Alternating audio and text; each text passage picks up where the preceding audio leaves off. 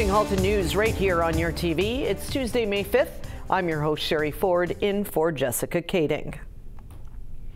4 more people are confirmed positive for COVID-19 since yesterday, but 3 probable cases have turned out to be negative. So our new total number of cases that Halton region has is 542. 74% of those people have already fully recovered, while 22 people, or just over 4%, have unfortunately passed away. Prime Minister Justin Trudeau today promised a $252 million aid package for Canada's agriculture and food industries amid the COVID-19 pandemic. He says $77 million of that will go to measures to keep food workers in food processing safe with protective equipment and by supporting physical distancing in the workplace. Meat packing plants in particular have seen large outbreaks of the virus. The package also includes money for producers who are holding on to animals they can't sell, a credit for the dairy industry, and a $50 million fund to buy food that spoils and send it to groups such as food banks. With hotels and restaurants closed, too much of certain types of food, like milk, butter, and potatoes, is being produced. While some donations have been made to food banks, we don't have the capacity right now to redistribute such large quantities of food. And some producers have no choice but to throw out their product. It's a waste of food and a loss of revenue for the people who worked so hard to produce it. To avoid this, we're launching a surplus food purchase program, starting with a $50 million fund. The government will buy large quantities of certain products at risk of going waste, say potatoes or poultry, and redistribute them to organizations addressing food insecurity. This will help ensure that our farmers are being compensated for their hard work and that our most vulnerable have access to fresh food during this crisis.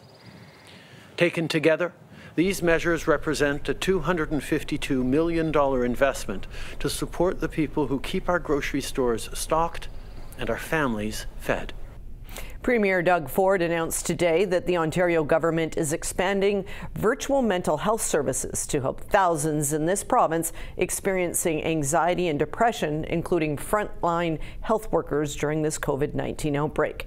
As part of the $12 million commitment to mental health, the emergency funding is helping hire and train more staff and creation and enhancement of virtual and online supports for mental health services. To support those struggling with mental health during these difficult times, our government has invested $12 million into virtual and online mental health supports. And this week, we're rolling out expanded access to those critical supports at no cost to patients. These mental health supports can be accessed safely from home. You can take an assessment and receive support from a therapist. And we know many of our frontline heroes need support too. They're the ones in the trenches. They're the ones working 12-hour shifts.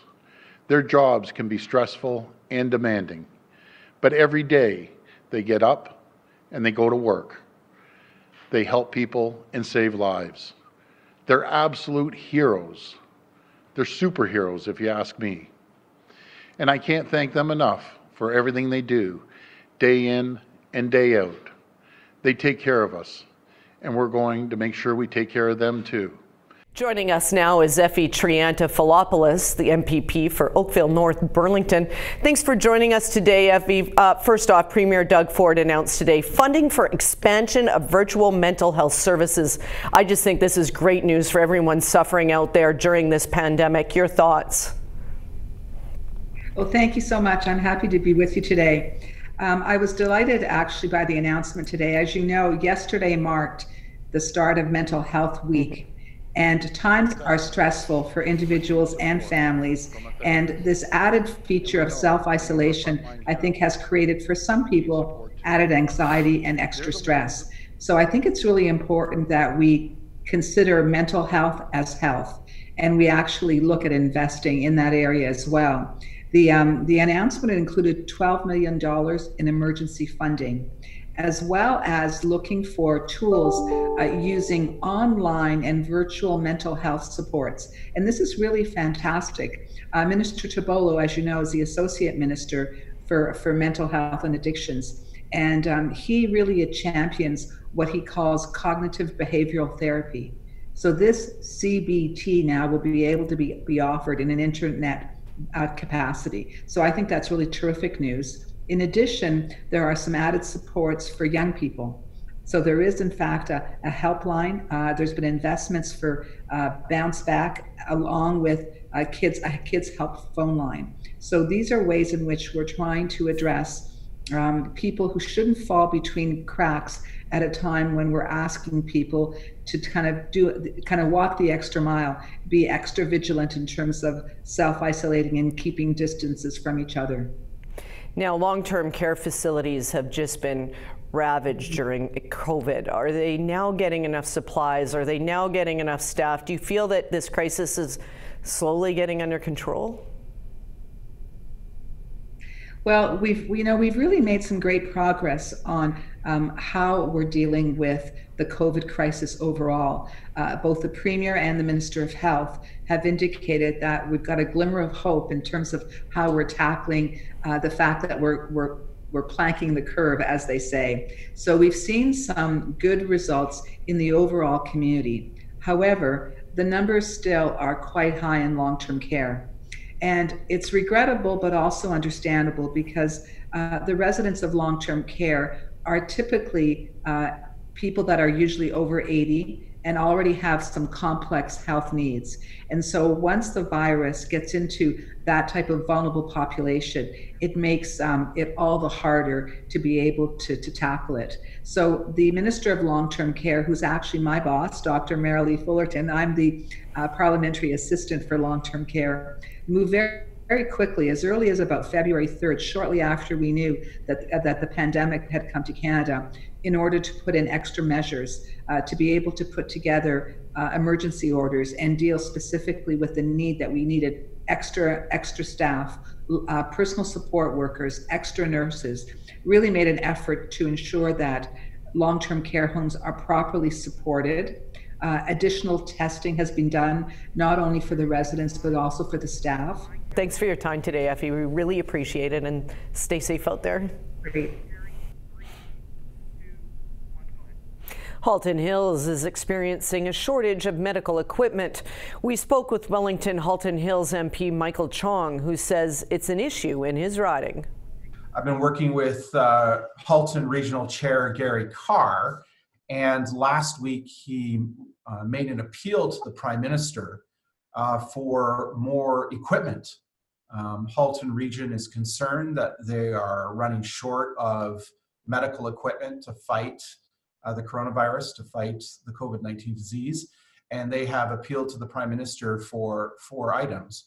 The first is nasal swabs, the second is N95 and surgical masks, the third is sanitizer wipes, and the fourth are gels, sanitizer gels. And so I'm working with the region to ensure that we have sufficient equipment on hand to fight this coronavirus. You know, I think the federal government needs to do a better job of making sure that federal stockpiles are there for regions like Halton when they need them. A former employee of Joseph Brant Hospital in Burlington is facing sexual assault charges following a Halton police investigation. Police say the individual worked at the hospital between September of 2012 and October of 2019 in a non-medical role.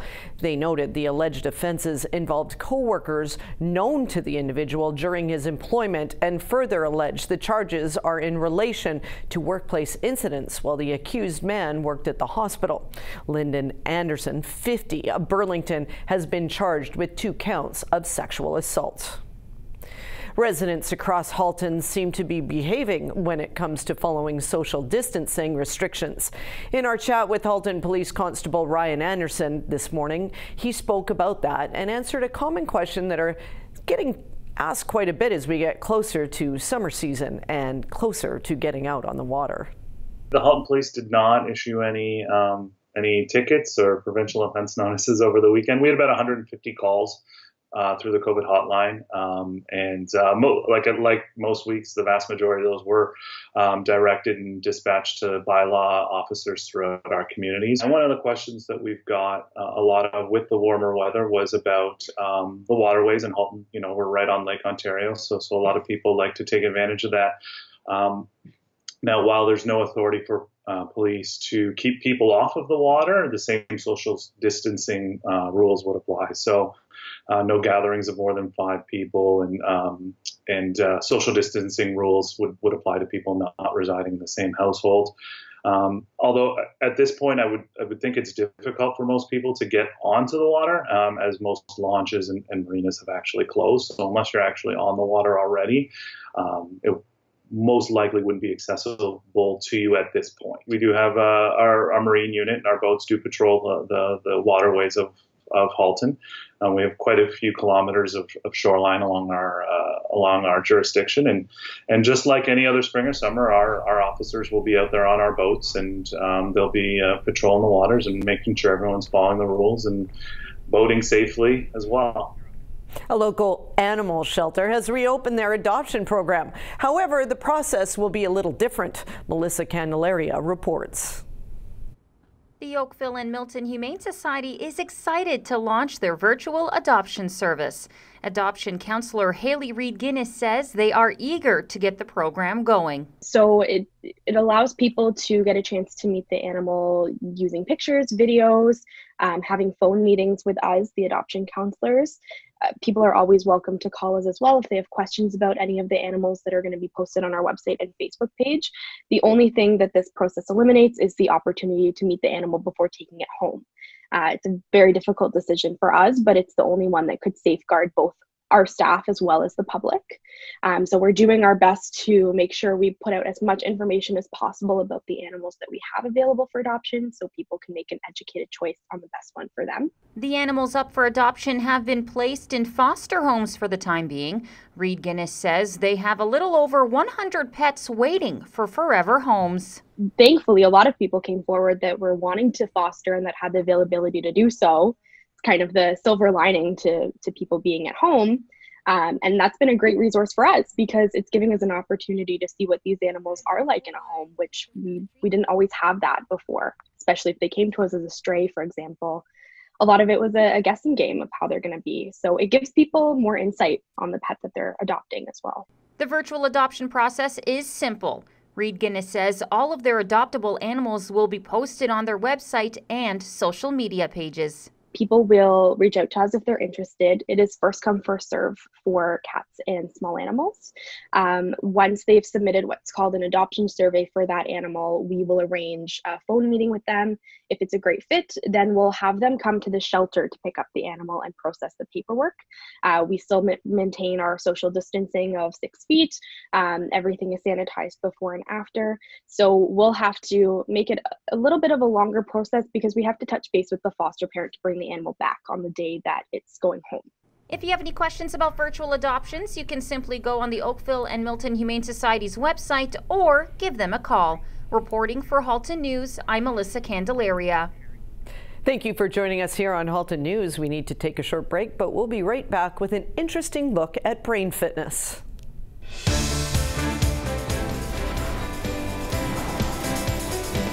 Welcome back to Halton News. During this pandemic, almost all of us are stuck inside.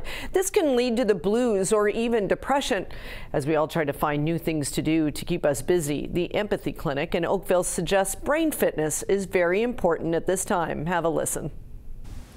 Hi, this is Dr. Ashik Bhattacharya from the Empathy Clinic in Oakville, talking to you during the pandemic crisis. So I want to talk about brain fitness today. So back in med school, I was also an aerobics instructor to put myself through. And I noticed at the end of those 90-minute classes, there was lots of laughter and fun. And that, I thought, was a great way to push away the blues or anxiety. So the way I look at the brain, it can also be compared to a series of muscles. And it's really important to exercise all of those muscles so you can have brain fitness. So the front part of your brain is the thinking part of your brain. It's a big muscle. The next comes the motor part of the brain, which looks after moving your legs and your arms and controlling your movement. In the back, we have sensory processing and balance. And in the deep part of the brain, we have an area that looks after emotions and controls memory processing. People have a tendency to ruminate a lot, and rumination is partly mental rehearsing over and over again to get things perfect. But that's not very good if you're trying to fall asleep. So it's a really good practice to know how to shut off the front part of your brain so you can give the other parts of the brain a chance to do their exercise and get some brain fitness. So meditation or breathing exercises or yoga class or Tai Chi or something like that can be very, very helpful to shut off the front part of your brain. Especially if you can do it with a friend or a partner. It makes it more fun. Physical exercise, as I said before, is a wonderful way to exercise your motor cortex. It also works as a natural antidepressant too. Practicing balance, like riding a bicycle or even standing on one leg, as long as you don't fall down, of course, is a wonderful way to fire up the back part of your brain.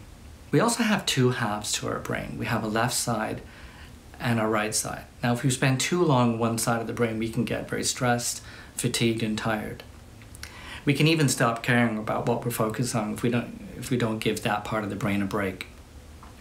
So the left part of our brain takes care of logical thinking and ordering, also linear thinking, like which light bulb has gone out if you're putting up your Christmas tree. It figures out math and facts and also how to come up with sentences and words. The right part of the brain takes care of imagination and concepts, intuition, art and music, as well as nonverbal communication, which is figuring out what someone said aside from the words that they used. Also looks after feelings and daydreaming. So both halves of the brain like to be active at different parts of the day. It's a great idea to keep going back and forth from the left to the right side of your brain to give both parts a break. Your brain loves to do that. And also, guess what? You sleep a whole lot better. So grab a friend, grab a loved one, or do a Zoom video if you prefer. And that way you can practice brain fitness today, sleep well, and stay safe.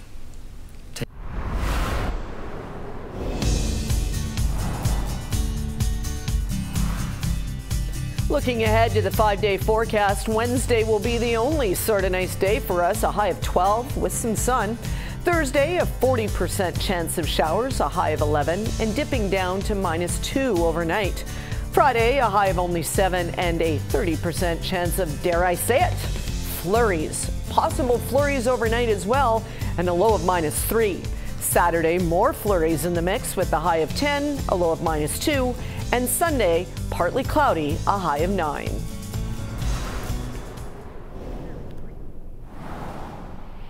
Ontario Premier Doug Ford confirmed Tuesday that MLSE has contacted the province about Toronto being a hub city if the NHL returns to play this summer.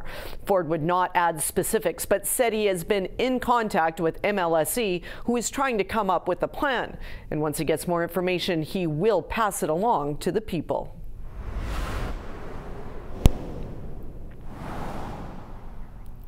To business, and Team Burlington has launched the Burlington Economic Recovery Network, comprised of Burlington Economic Development, the Burlington Chamber of Commerce, Burlington Downtown Business Association, Aldershot Village BIA, and Tourism Burlington. The network will bring key stakeholders and business leaders from across Burlington to develop a recovery strategy that will prepare our economy for recovery from this COVID-19 crisis. In a joint statement, the newly formed network says they are being proactive and preparing businesses to come out strong on the other side and help our local economy recover. For more information, go to burlingtonchamber.com. Now let's take a look at today's closing markets.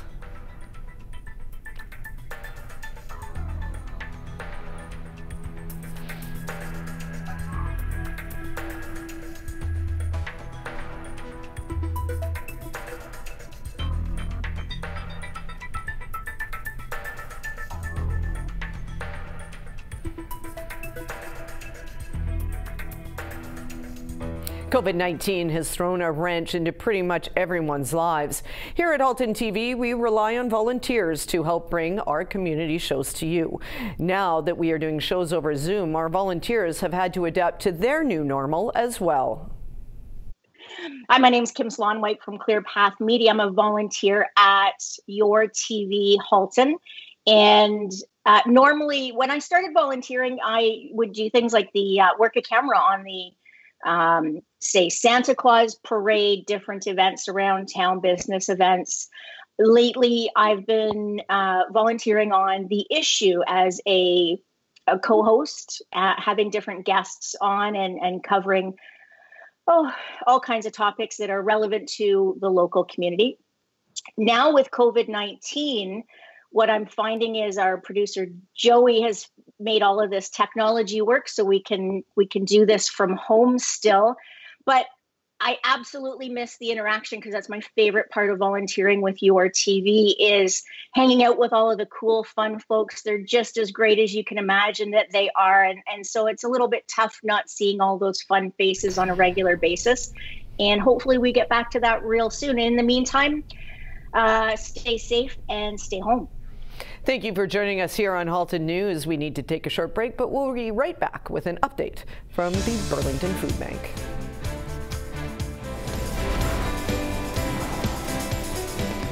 Welcome back to Halton News right here on Your TV. I'm your host, Sherry Ford, in for Jessica Kading.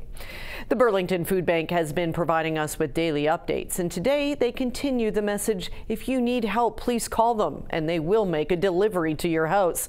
As well, if you can give, please do so. After all, today is Giving Tuesday. I know it's out on Twitter and Facebook and all kinds of places that today is Giving Tuesday. And we just request that people go around and maybe give a little bit of hope to people, a little bit of peace, and support maybe a local organization that you care about, support a local business or whatever it might be. We've had a good couple of days coming off the weekend and just being able to support those who need our help. Again, if you need support, please email or call us, info@burlingtonfoodbank.ca, 905-637-2273. And remember, we're delivering. Don't come here. We're happy to get the food to you. We have a great group of volunteers that are preparing food and also that are delivering. So stay safe and try to give something that's positive to those around you today.